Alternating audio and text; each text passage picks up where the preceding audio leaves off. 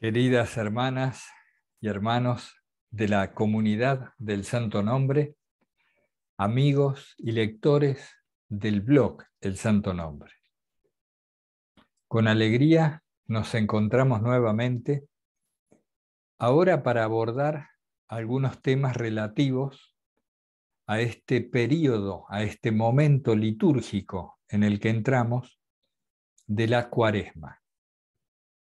Tiempo propicio o que ha sido formulado con la intención de favorecer nuestra conversión profunda, es decir, una metanoia, una transformación íntima de todo el ser del hombre. Allí pusimos un texto en el blog que es interesante, no es demasiado extenso, que describe diferentes modos de abordar la Cuaresma según una profundidad para cada uno, para el momento que estemos atravesando. Es interesante y lo podemos usar de apoyatura como respaldo durante estos 40 días. Estamos muy mal acostumbrados a veces a pasar por encima de las cosas que leemos. Cuando tomamos un texto, lo releemos, lo subrayamos, tomamos nota, etc., este empieza a revelarnos una riqueza que nunca podemos advertir de una pasada muy rápida. Es importante modificar este hábito, leer menos, pero más en profundidad. Esto nos aconsejan también varios monjes de Filocalía. Sobre todo en lo que se refiere a la Sagrada Escritura, ¿no? Ahí hay algunas citas, y esto también nos pasa, por supuesto, con los evangelios y demás.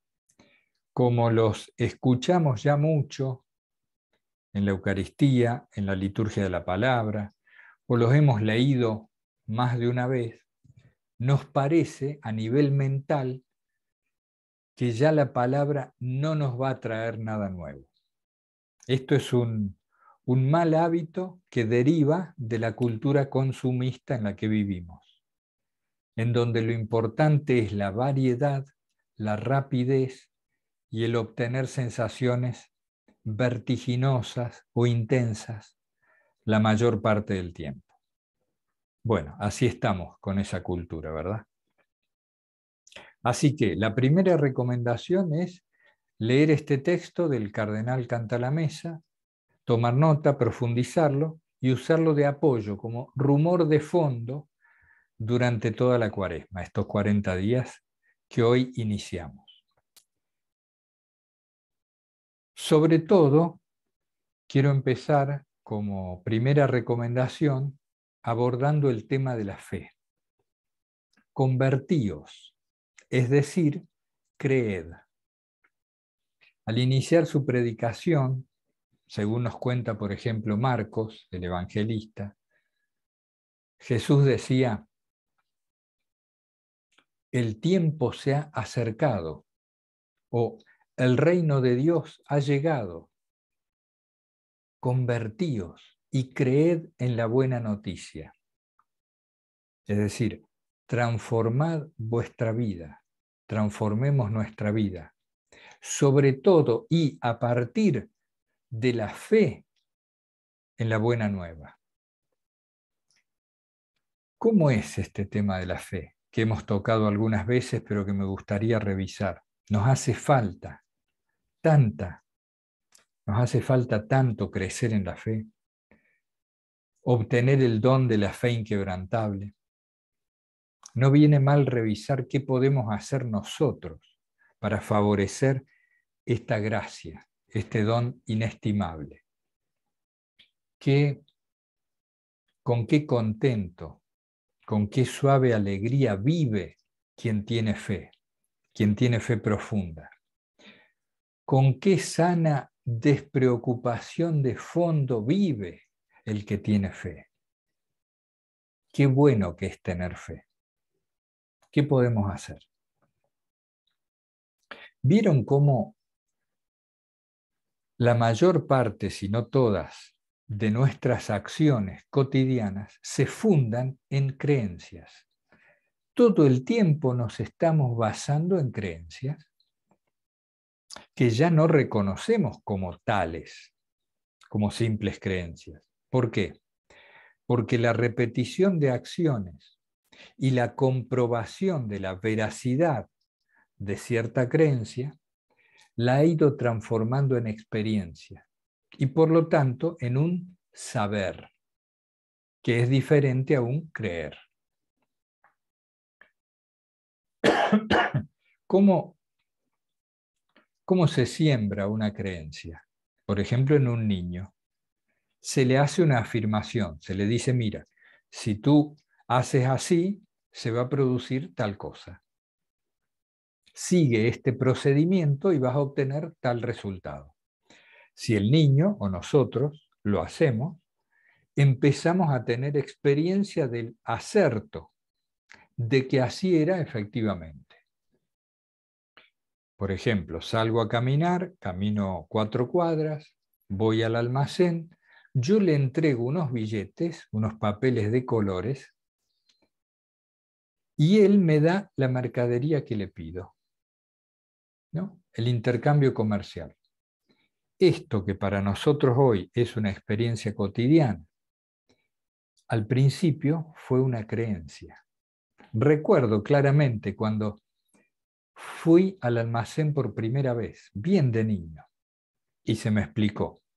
Vos dale esto, dale la notita, que acá está lo que yo quiero, y me acuerdo, el verdulero o el almacenero me entregó la mercadería. Para mí era toda una novedad. Es decir, la creencia se va transformando en experiencia y luego en un saber propio, personal, a medida que la conducta se va ejercitando conforme a dicha creencia.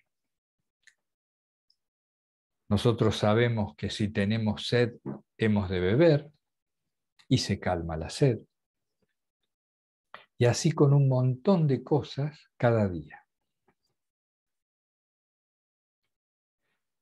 Tenemos experiencia de Dios. Nosotros todos tenemos ya experiencia de lo divino, de lo sagrado en nuestra vida. Hemos de actualizar esas experiencias, es decir, de traerlas desde la memoria a nuestro presente y empezar a orientar nuestra conducta en función de ellas para que éstas se transformen en una experiencia viva hoy. Vamos a aclararnos un poco. Primer ejercicio o práctica recomendada. Papel y lápiz, tomarse varios momentos tranquilos estos primeros días de Cuaresma y actualizar mis experiencias de lo divino.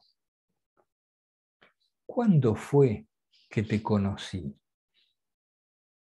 Como dice el mismo texto del cardenal Cantalamessa, recrear habrá sido en el momento de la consagración de mis votos como consagrado, aquella vez que fui a misa con los amigos del colegio, no sé cuándo.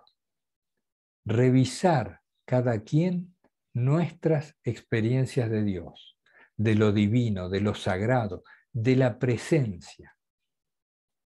Este es un conocimiento experiencial que ya tenemos y que necesitamos traer al presente, actualizar, recordar, evocar aquel primer amor con Dios.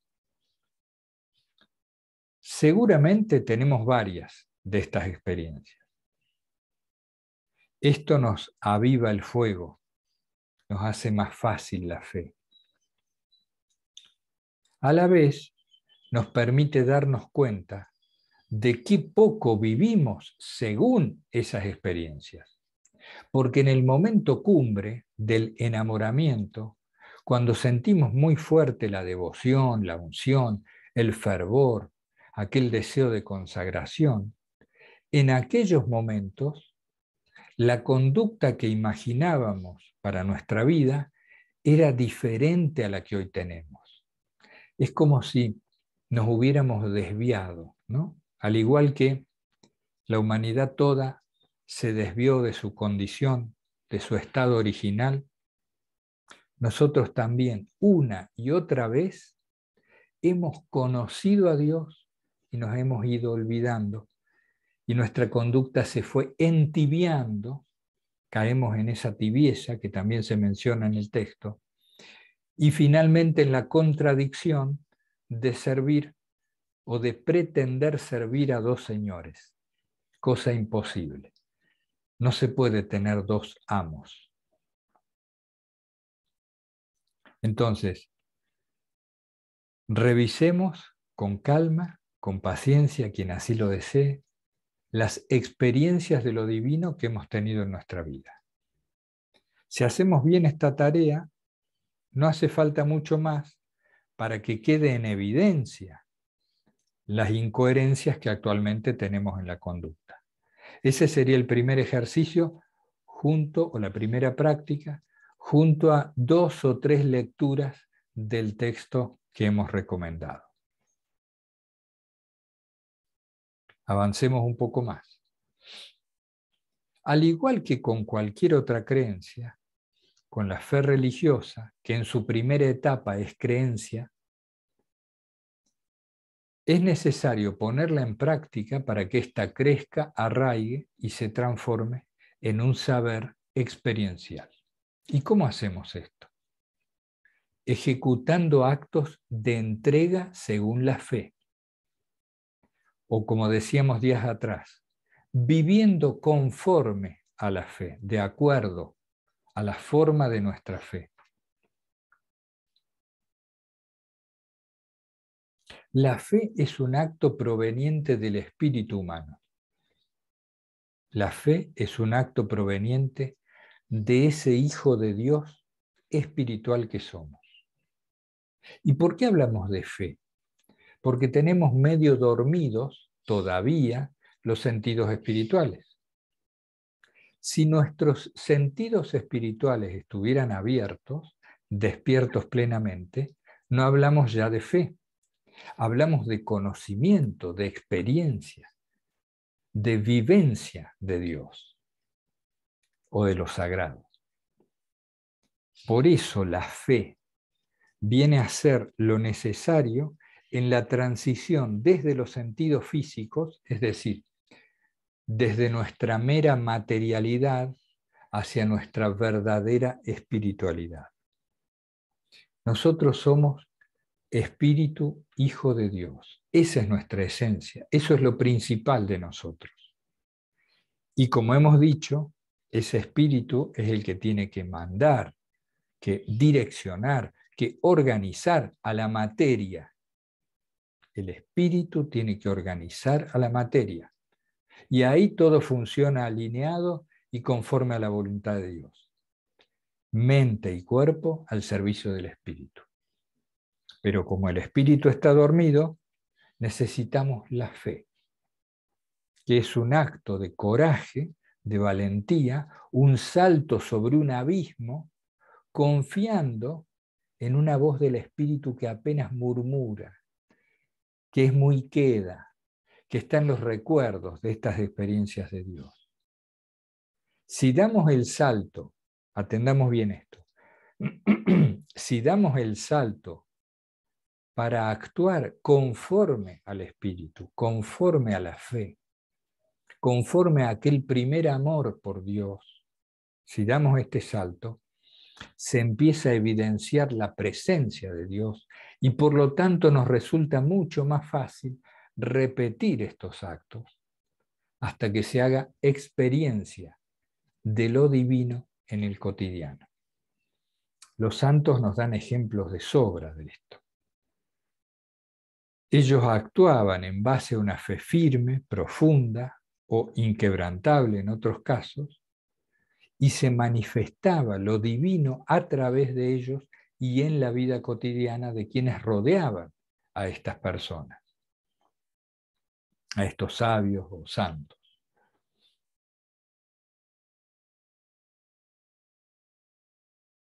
Tengo que acostumbrarme a entregarle mis conflictos y mis problemas a Dios, a dejarlo en sus manos. Pero esto tiene que ser hecho de veras y no como un acto retórico. O voy, rezo, Señor, ayúdame, te lo dejo en tus manos, y después vivo preocupado, ansioso, y tratando de controlar el devenir de una y mil cosas, porque en realidad no tengo fe, o no tengo fe más que en mis propias fuerzas. Qué tristeza vivimos, ¿verdad? Qué preocupación, qué ansiosos que quedamos cuando nos parece que estamos solos en el universo. Cuando nos hemos materializado de tal modo, nos hemos hecho simple materia, que nos parece que estamos separados de nuestro Creador, de los demás, y que el universo es solamente un medio hostil del cual hay que salvarse como se pueda, haciendo lo que se pueda. Y qué lindo es la vida de la fe, qué linda es la vida de la fe. Ese suave contento o esa serena alegría que deriva de una experiencia de que Dios nos protege, de que está siempre con nosotros, de que somos sus hijos muy queridos. Qué distinto que se vive. Todos tenemos experiencia de la vida de la fe, incluso de haber vivido momentos de mucha sacralidad y de mucha entrega. Y también tenemos muchos momentos de lo desacralizado, de una vida gris, opaca, muy triste, sin la presencia de Dios. Entonces, ¿qué necesitamos? Primero, traer a nuestro presente, merced a la evocación desde la memoria, de nuestras mejores experiencias del amor divino, que las tenemos y varias, sin duda. Y no nos limitemos a rastrear esas experiencias limitadas tan solo al ámbito litúrgico o eclesial, porque experiencias de lo divino se nos han producido en todos los ámbitos. En distintas actividades, lo sagrado se ha manifestado en nuestra vida a lo largo de todas las etapas de la vida. Rastremos bien, evoquemos con cuidado, hagamos bien el ejercicio. ¿Cuándo yo me encontré con Dios? A lo mejor y seguramente en los ojos de mi amada, o en aquel entusiasmo que tuve por aquel proyecto que después se desvaneció, o en aquel gesto de cariño, o en aquella ocasión cuando en tantos momentos Dios nos mostró su amor y nos tocó el hombro. Oye, la vida es otra cosa, nos dijo. Y nosotros caímos en cuenta de que eso era verdad. Hasta que después volvemos a la duermevela, al vagabundeo de la mente, a creer que solo lo que nos dicen los sentidos físicos es la verdad. Y hermanas y hermanos, la verdad precisamente no es la que nos entregan los sentidos físicos. Yo diría es al revés. Los sentidos físicos y lo que nos muestran, los fenómenos perceptibles, son apenas una sombra de un mundo espiritual que existe, que nos rodea, que está en nosotros y fuera de nosotros. El mundo espiritual tiene mucha más realidad que el mundo material. ¿Quién se lo cree? Muy pocos. Entonces tenemos que hacer experiencia del mundo espiritual. Y para eso está la fe, este don de la fe que tenemos que pedir y a la vez cultivar. La fe es lo que nos permite saltar el abismo entre la materialidad y la espiritualidad. Por eso, convertíos, es decir, creed. ¿Cómo hacemos para que crezca la fe? Repitiendo un poco lo digo. Mediante actos de entrega. Es decir, primero me conecto con lo sagrado en mi vida mediante este ejercicio de evocación de las mejores experiencias de lo sagrado que he tenido. Con esto bien presente, me dispongo a ejecutar en estos 40 días pequeños actos de fe, es decir, actuar como si tuviera mucha fe. Y me apoyo en estas experiencias, en este sentimiento que estas experiencias evocadas me han actualizado. Apoyado en eso, empiezo a ejercitar pequeños actos de fe que habitualmente no ejercitaría. Entrega, dejarle en las manos de Dios pequeñas cosas o hacer pequeños actos, como por ejemplo, y ahora abordamos lo del ayuno. Pequeñas acciones desde el espíritu que direccionen y se impongan sobre el cuerpo y la mente. Es decir, como decimos siempre hasta el cansancio, actos que se impongan sobre lo automático en nosotros. Esto nos va dando experiencia de la fe, de que el espíritu existe y de que está unido todo el tiempo a Dios y su presencia.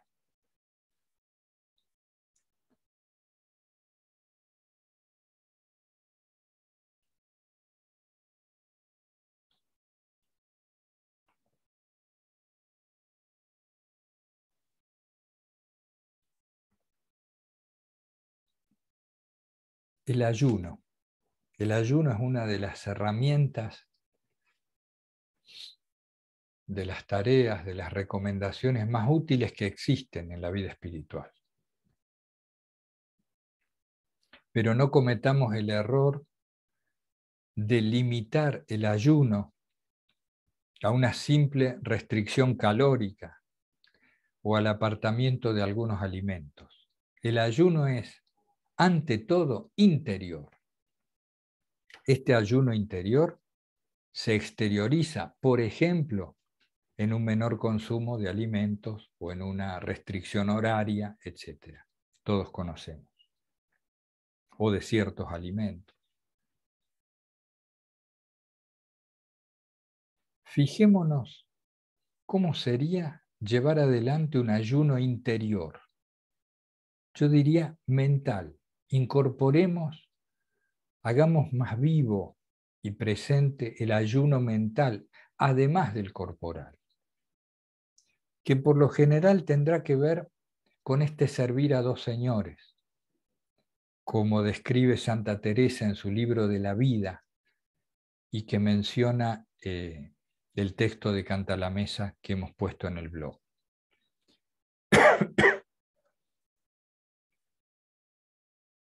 Sobre todo, estar atentos a ayunar de contenidos no útiles que permitimos que ingresen a nuestra mente. Ustedes ven, todos comprobamos.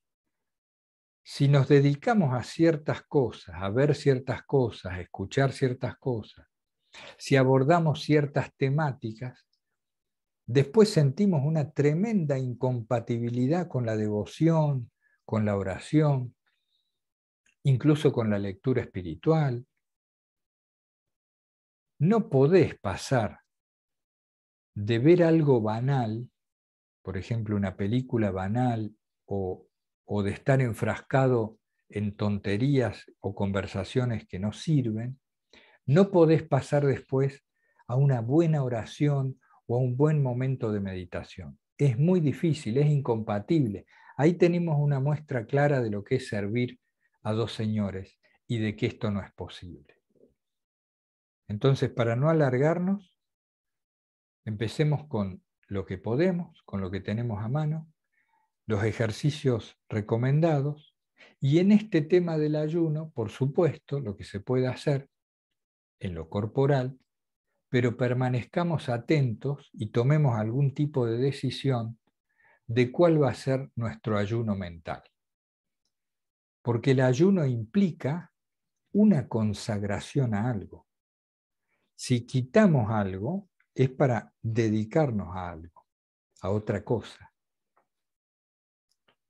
Hay Hay quien, a mí se me recomendó en una época, toda privación que hagas de alimento, por ejemplo, trata de llevar la cuenta para ver cuánto dinero implicó eso. Porque esa privación de alimento llevada a dinero después puede ser ofrecida a alguien que lo necesite. Es decir, ¿te vas a privar del postrecito ese los 40 días? Perfecto. ¿Cuánto dinero es al final de los 40 días? Fíjate, a alguien eso le puede servir. Ese sería un ayuno muy medido y además muy práctico y útil para alguien que lo necesite. Es en cuanto al tema físico, ¿no? De la privación de alimento. Es un buen método. Puede servirle a algunos de ustedes. ¿Qué más? Creo que ahí estamos. Bueno, para empezar quería aportar estas sugerencias, estas recomendaciones, y quisiera hablar brevemente sobre las oraciones comunitarias que estamos llevando adelante. Ustedes saben que el equipo de oración está organizando una vigilia que, si Dios quiere, se desarrollará durante las 24 horas del domingo 13 de marzo. Haremos una vigilia de la oración de Jesús. Ya se explicará bien, ahí Candelas y la gente del equipo de oraciones lo está organizando. Esto que hacemos de reunirnos 3 veces al día a recitar la oración de Jesús, a escuchar un evangelio, el salmo, alguna lectura espiritual, esto que nos ha unido, nos ha reunido y nos va constituyendo en comunidad orante, es importante. Es una práctica de cultivo espiritual que nos sirve a nosotros y sin duda también les sirve a otros. Porque estamos generando un ámbito, un ambiente propicio para la oración, de recogimiento, de silencio y de oración explícita también. Me llegan correos, WhatsApps,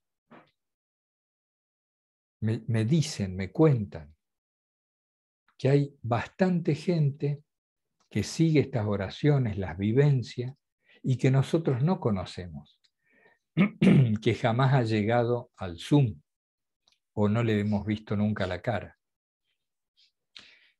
Nuestra tarea en ese sentido como comunidad orante, me parece, es la de ser perseverantes en brindar un ámbito, un lugar de acogida para esos impulsos de oración que vienen a veces en las personas y que si no encuentran dónde expresarse, se pierdan rápidamente. ¿Qué quiero decir con esto?